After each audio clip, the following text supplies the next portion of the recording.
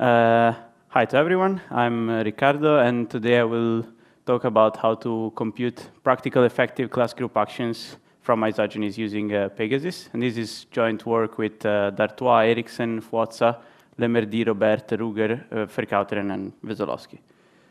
Okay, so let's begin by defining what a group action is. Group action works as a quantum secure replacement for discrete logarithm problems. In particular, we know that discrete logarithm is not quantum secure, and so we need a framework to replace it in many cryptographic constructions that rely on it. Theoretically speaking, a group action is a map defined by a product G times X, where G is a group and X is a set, into the set X itself. In practice, we can think as an operation defined by elements of G over elements of the set X, and this operation must be also compatible with the group structure. So as a simplest example, if we take the group G to be the integer Z and the set to be the invertible elements over a field Fp, we have the operation defined by G over X that sends the pair Gx into X to the G, so this is just normal exponentiation, and this recovers the discrete logarithm-based setting. Generally, when talking about group actions, we're interested in two things. We want efficient evaluation, so given a pair Gx, we want to be able to compute G times X very efficiently, and in the case of discrete logarithm, this is really exponentiation that we know is quite efficient. And then we have the security side, so what is called the vectorization problem. So given X and G times X, it must be hard to recover G. And for logarithm, this is really the discrete logarithm problem because we're given X and X to the G, and we want to recover G. As I said, this is not quantum secure, and so we want something that can replace it and still fit in this framework. And luckily, isogenies come to help us. We have the scheme CSIDH that was introduced as a first isogeny-based group action. And CSIDH features actions of ideals over supersingular elliptic curves. Now, taking an ideal A and a curve E, we can act with A on E, and this action will be described by isogenies. An important feature is that equivalent ideals result in the same codomain curve, and these allow us, among other things, to define a kind of Diffie-Hellman key exchange, because if we act first with an ideal A and then with an ideal B, or first with the ideal B and then with the ideal A, we will end up on the same curve. So this really looks like a very good candidate to replace discrete logarithm-based constructions. However, there is a caveat there that in CSIDH we can only act with smooth norm ideals, and this is because as I said, the action of ideals is represented by isogenies, and we can only compute smooth degree isogenies. So this leads to what we call a restricted effective group actions, which, opposed to an effective group action or EGA, only allow us to act with a restricted set of the ideals. And these can lead to problems when uniform sampling is required. This is the case, for instance, in many signature constructions, although it doesn't stop us from doing key exchanges, but this is still a very strong limitation. To solve this limitation, many work have been done in the literature. The first milestone was CFISH, followed by all the scallop construction, where using some pre-computation, we can obtain an effective group action from CSIDH. However, this works only for very small parameter sets and doesn't scale, because it's not, there are steps that are not polynomial time.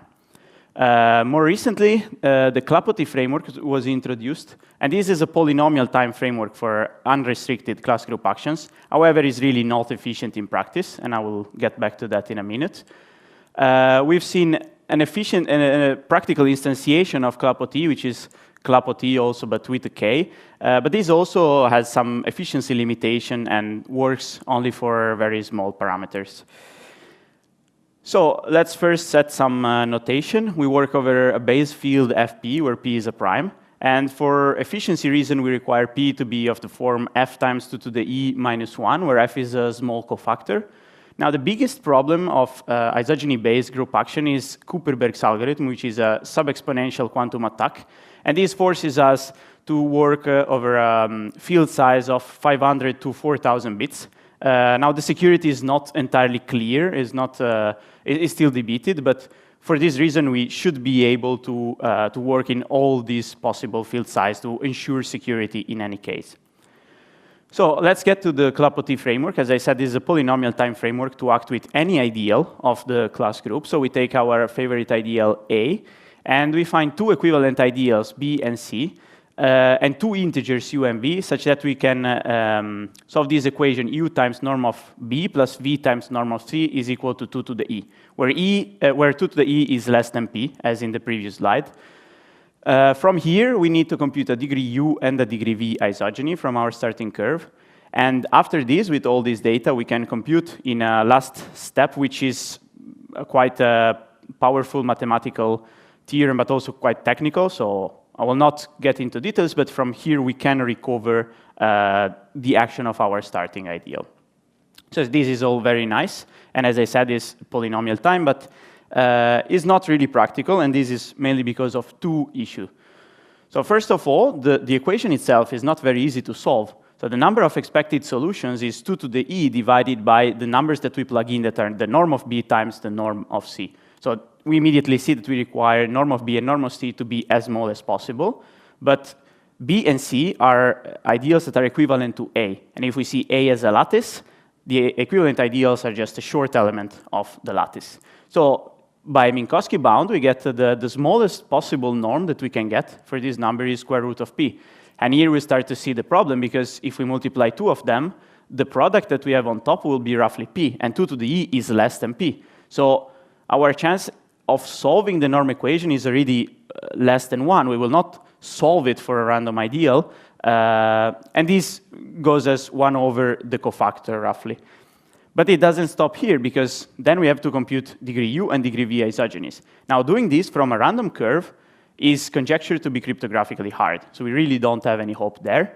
What we can do is to use a trick and go to dimension 2, so to look at two elliptic curves together, and then we get this isogeny phi U, which has the correct degree. The fact that this leads to dimension 2 forces us in the last step to work in dimension 4, which is not ideal for efficiency, of course, but it's still feasible. And as we will see, we don't really have a choice there. So we have to work with that. But this isogeny phi U is only defined if U is a sum of two squares. And this is a very strong limitation. So how do we write a number as a sum of two squares? We can express it into its prime factors and look for prime factors that are 3 mod 4. If all these factors appear with an even exponent, which can also be 0, then we're good to go, and we can express U as a sum of two squares. Otherwise, U is not expressible as a sum of two squares. However, for the sizes that we work with, we can also not factor numbers, right? So the only thing that we can do is to do trial factoring for some small numbers, for a bunch of numbers, and hope that what is left is prime.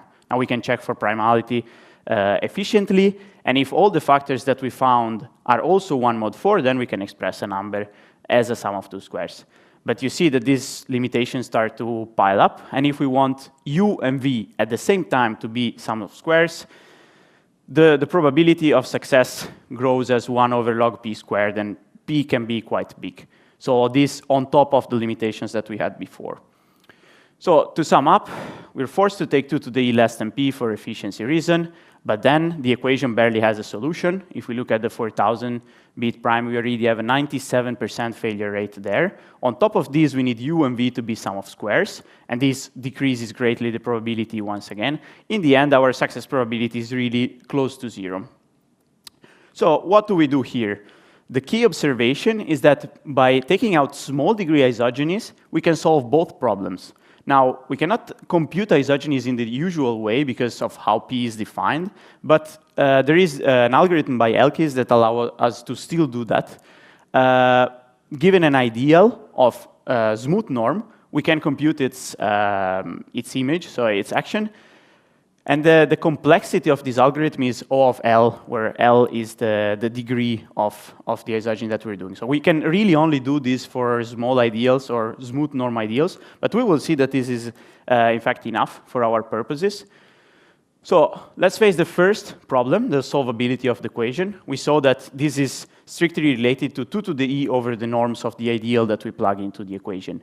However, given an ideal B, we can write it as BE times BK, where BE is the smooth part and BK is the non-smooth part. And then using Elki's algorithm, we can act with BE. And we do the same for C, and we act with CE. And then we try to solve the equation for BK and CK. Now, BK and CK will be much smaller, and will be smaller by a factor which is the norm of BE times the norm of CE, so the product of all factors that we took out. And this immediately appears in the number of solutions. So our expected number of solutions instead of 1 over 4f is norm of BE times norm of CE over number of 4f. So we really gain that much, extra solutions. And here we can move to the next step. So remember that for small ideals, we can act with ideals of that norm. This also means that we can compute isogenies of given smooth degree. And in this way, since we saw that for a number to be a sum of squares, the biggest problem are factors that are 3 mod 4, we can start taking out these factors from those numbers to increase the probability of making them sum of squares. Now, we can only take out small factors, but the important part here is that the small factors are most likely to appear. So for instance, one number in 3 will have a factor 3 that prevents him to be a sum of squares. So already by taking out only 3, 7, and 11, we can already increase the success rate by 3. And we can also go further than that. Of course, this is at the expense of more computation. But now this really starts looking much better. And we're not done yet, because some ideals may still fail or may still take too long to solve. But we can re-randomize ideals. And what I mean by this is we take an ideal, we multiply it by a small ideal. This small ideal will correspond to an Elki's isogeny that we can compute. But now we move to a new ideal, and we try to solve the norm equation in that ideal. If we can do that, then we walk back with our Elki's isogeny. And this allows us to have 0 failure rate, because now we can act with every ideal we want. But in principle, this may also not be very efficient, because we may have to try a very large set of ideals. However, what we observe is that the solutions that we find in the ideals are often found in the very beginning, so when looking at the shortest vectors, because then we can keep looking into the same ideal, but short vectors will become longer, solution will become more rare. So the best option in practice is really to look only at a few vectors, a few equivalent vectors, and then if it doesn't work, just move to the next one, try to solve there, then move to the next one. And this, we can balance these steps together very well. We can tune parameters to make it very efficient. And this is really the best option in the end. And as a result, we really have the first unrestricted effective group action that goes to any parameter set. And as you can see from the numbers, we implement our algorithm in Sage. And this is much, much faster than anything that was there before, even when implemented in low-level language. So the best solution with the CFish or scallop setting took 30 seconds when computed in C++ at the 400 level, while we are at 1.5 seconds. CLAPOTi, which also is based on the CLAPOTi framework, had a Sage running time of 200 seconds. When implemented in Rust, it goes down to 2 seconds. So we see that really there is a 100 times speedup that can be gained there. We can do maybe roughly the same when going to C++. We still don't have an efficient implementation. What we expect to gain a lot there. But still, our Sage implementation is faster than the Rust implementation. And we can finally go up to any level. And there you really see that we're scaling in polynomial time. Okay, so the scalability is really something that was never done before. So to break down a bit more these timings, we have basically 3 steps. The first is solving the norm equation and expressing UMV as a sum of 2 squares. The second step is compute all the small degree isogenies that we used in the previous step. And the third step is this 4-dimensional machinery. And as we can see, the 4-dimensional part is always the most expensive one. At the first level is roughly 66% of the total time. The second part is also quite expensive, and its relative time goes up. So at the 4000 level is very close to the 4D part, still slightly faster, but very close. While the step 1, so solving the norm equation, is generally quite fast, and it has an impact. We see 15 seconds at the last level is not super short, but compared to the other steps is much, much faster. Okay, so is this the end of the story? Hopefully and probably not. As I said, this is the first instantiation of this kind of framework, and so probably a lot. There is still a lot to be done. The first question is, we saw that these UMV and these Elkis isogenies still are quite expensive, and for the 4000 level, they're almost as expensive as the 4D part. So what if we can get rid of this? That would be great. And it turns out we can. We have an upcoming work, Qt PEGASIS, which does exactly that, solve the norm equation directly without use of UMV. And this removes completely the second step. So this makes it much more efficient, and at the higher security level, this really results in a 2x speed up directly from that. Another question is if we can solve this equation for a smaller e. And this would also have a big impact, because this is really the complexity of the last step. We've seen that this is already now the most expensive step. In the new version, it will be even more in proportion. And the cost of the last step is really given only by the length of the chain. And the length of the chain is given by E. So by reducing E, we make a shorter chain, and so we make a faster algorithm. We know, or we expect, a shorter solution to exist, but we don't have at the moment an efficient algorithm to find it. So this is still an open question. And the last open question is, can we avoid going to dimension 4? Again, this will severely impact the last step. But at the moment, especially in the PEGASIS case, we need our size, so we need our isogenies to go to dimension 2. Doing them in dimension 1 is conjectured to be cryptographically hard, but it's really believed to be hard and not efficient. So we really need those steps to go to dimension 2 and the whole framework to go to dimension 4. But who knows, maybe in the future with new ideas we could do something different. And as I said, this would also make it way, way more efficient. So that's it. Thank you for your attention, and I leave the floor to questions.